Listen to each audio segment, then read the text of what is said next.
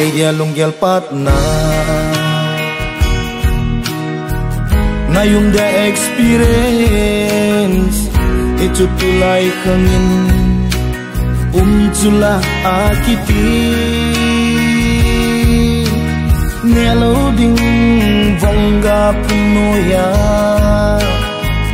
wingol bang bangin konong komading lam hepalo at sot feel hep mongin kana na lungtu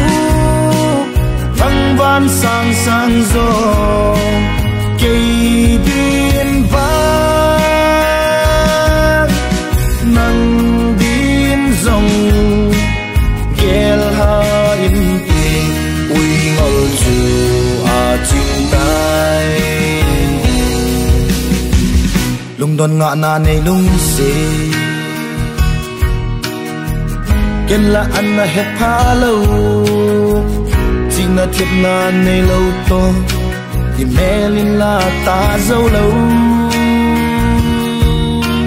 no mo vang sahi in lang ni ping tha cha ten koi cha koi nau hi tin asu ken the ngei po ve na lung tu thăng van sang sang zo kay din ba nang din zong gel ha in pi uy ngol ju a ching tai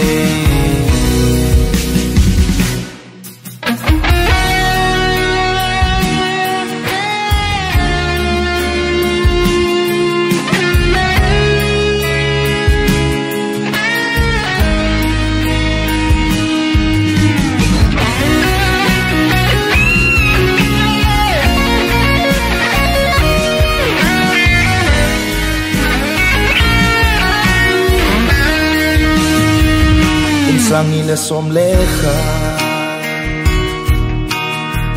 29 April zam